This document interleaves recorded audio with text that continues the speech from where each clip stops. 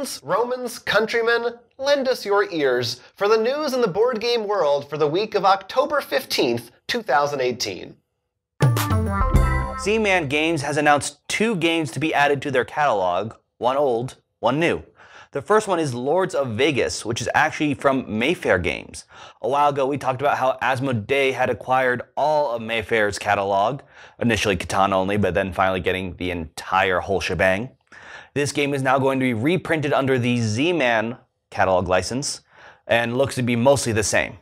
The other game, which is new, is The Great City of Rome. In this game, you'll be building Rome, and to do so, you'll have to gain blueprints for your buildings, as well as curry favor with the Emperor. You'll have to decide whether putting more time investment in currying favor with the Emperor or gaining resources.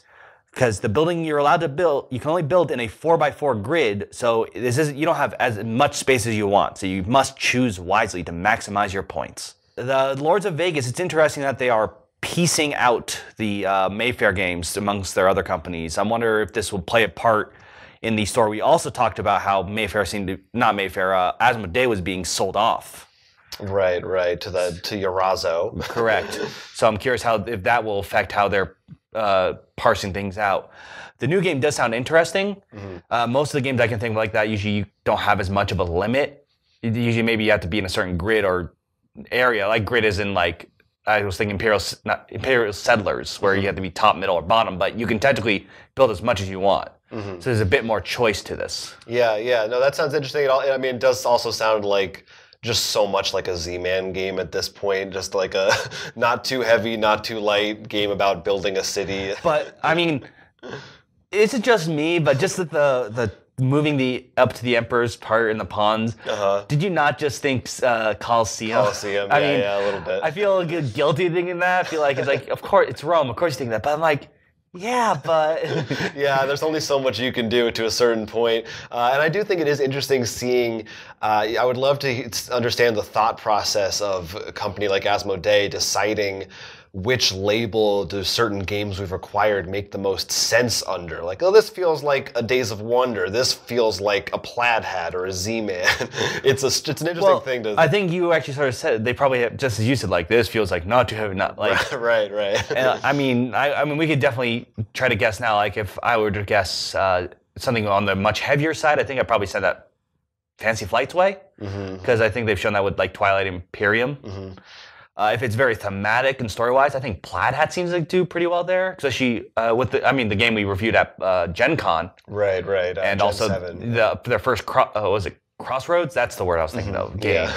So I think they probably would enjoy messing around with that. Yeah. And there's probably some they also look like maybe we'll kickstart this, because I don't think we've seen anything by Asmodee, but so many other board game companies are doing that I would not be surprised if we see a Mayfair game hit Kickstarter for them to sort of feel out if it's worth a big reprint or not. Yeah, let's get some exclusive Lords of Vegas in there. 2 Swedish RPG publishers, Free League Publishing and Team Jarnringen, are combining forces to become one joint company. They will be known going forward only as Free League Publishing, perhaps wisely taking the easier to pronounce for international audiences name from theirs. This means that games from Jarnringen are going to be over to the catalog of Free League Publishing, such as Simba Room, a fantasy RPG they have. Both companies have actually worked together in the past on some of these RPGs, so it makes a lot of sense, I think, for them to be joining forces. Free League Publishing is also branching out into other parts of the gaming industry. As we talked about at this year's Gen Con, they've got the Crusader Kings board game coming up, for example. So it seems like in general, they're really trying to broaden their horizons, become bigger, become more of a household name perhaps in the international market of both role-playing and tabletop games. They also have the Tales from the Loop game, Mutant Year Zero, both RPGs. We just talked about how on Kickstarter they have another sequel to Tales from the Loop coming out. So this is kind of cool. It's another instance where we're seeing of companies combining. This seems, sometimes that can seem almost kind of either sinister or just sad to see, companies being forced to do it. But in this case, I feel like it makes a lot of sense for 2 Swedish RPG developers to just do their thing together. You know what I mean? Right now, I sort of imagine on the fourth dimensional plane, there's this weird game of like, it's diplomacy, but instead of playing as countries, they're playing as board game companies.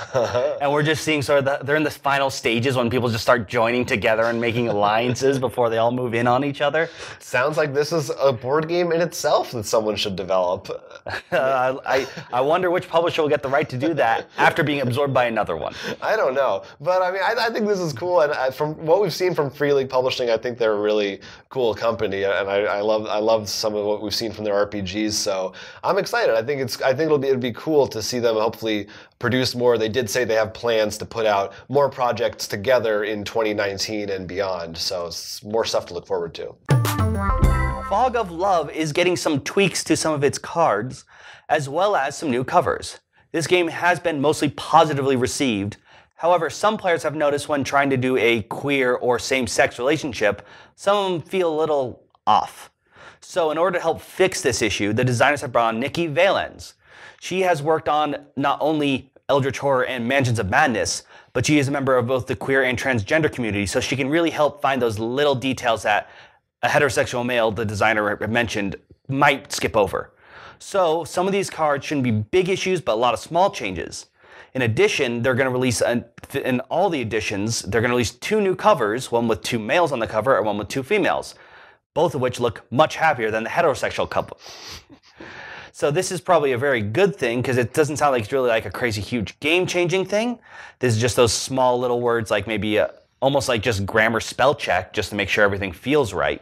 And it also sounds like there's an expansion in addition in the works that really focuses a bit more on the LGBTQ community and relationships. Yeah, it is just nice with those covers to kind of, you know, for a game that's so focused on relationships, to have it not be so obviously like heteronormative thing. Especially, you know, that's something we've kind of been seeing more in, I think, the board game community, is more games trying to reach out. It's small steps here and there, but to be more inclusive in general and make sure no one feels left out. Yeah, in particular with this, which love, which as we it's so crazy complicated thing, but because it's just a cover thing, you know, it's just like, oh, we more like, you know, play hetero relationship, or we're going to mostly play as 2 men who are in a relationship. We can get that cover.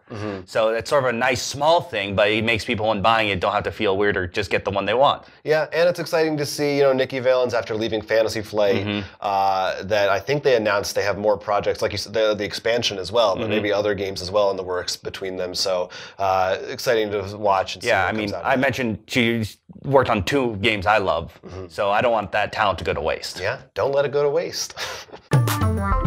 Greg Stafford, the founder of Chaosium RPG developer, has passed away. This is the guy who really developed the lore of Glorantha and helped work on many other RPGs, including the ones, like I said, that Chaosium helped develop, such as the Call of Cthulhu RPG. He was 70 years old when he passed away, and so this is kind of, you know, another sad passing in the board game and RPG world, that someone like this is no longer with us who had such a big impact on things. Certainly Chaosium and their offshoots is a really big name in the RPG gaming world. Glorantha, I know, is a sort of a set of lore that neither of us really are too familiar with, but I know we've come across it for, like, I know we've seen it in some of the Sandy Peterson games that have come out that you've been looking at. Well, yeah, in fact, apparently, I almost, because I backed Kickstarters, you know, all of them say to send message, but he wrote this huge thing about how he knew him. He when they were doing Call of Cthulhu back then, no one knew who Lovecraft really was, so they could have just sort of, they thought he was just sort of a hack author. You know, they could have just written themselves and it would have been a little corny or silly.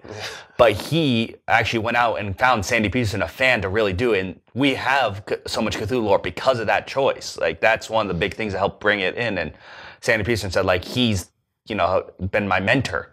If people call me like the father of evil, he's the doctor who presided at birth, which I love that line. But so you can see how it's affected a lot of people, and like, it's interesting just to see that. And as we said, it's going to be weird when we see more and more people. We're just going to be very scary.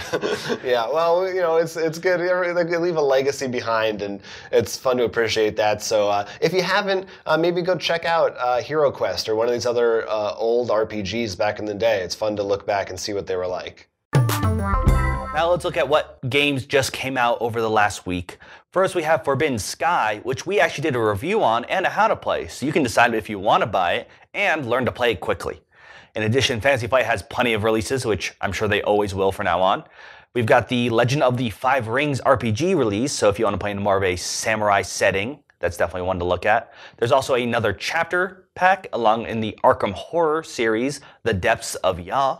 We'll see how that plays out. There are a couple of new expansions. For Clank, you've got Clank Expeditions Gold and Silk, which has a whole new board for you to play on in that deck building game. There's a new Kemet release, Kemet Set, which actually lets you play the game as a one versus all style game within the framework of the original. And then there is a brand new Fantastic Beasts board game based on the Fantastic Beasts and Where to Find Them franchise, which hopefully will be more interesting than that movie was. You're in the minority there on that one, I think. I don't know if I am. Let us know in the comments. Yeah. I'll throw all the shade I want. But I definitely, out of those, that's definitely the least I'm interested in. I mean, obviously, I really love the Kemet game, so I'm really curious to check that out. The Arkham card game I love. We're way behind in that, but I almost like that we're behind now because I think it's better to just get the whole cycle at once. So you can just look at all the cards that are available. Yeah, sort of in essence. I think it actually works better that way to be behind almost a little bit. And of course, the RPG, and definitely, I'm sure my friends, he loves the Five Rings card game, so I'm sure he's gonna, because Cowboys and Samurai are his thing. So. Yeah, that's cool. And if you didn't watch our review yet, Forbidden Sky, I think we both really liked it, and definitely recommend that one as well. That is all the news we have for this week. Let us know in the comments down below what you thought about our news. In particular, we'd love to hear if you have any fond memories, if you actually met Greg Stafford, or maybe just playing some of his games. I think we'd love to hear from you in the comments down below. But until then, I'm Will. I'm Jonathan. And this has been Roll for Crit News. Hey, if you liked this video, then like this video and subscribe to our channel for more board game content. Would you kindly do it now?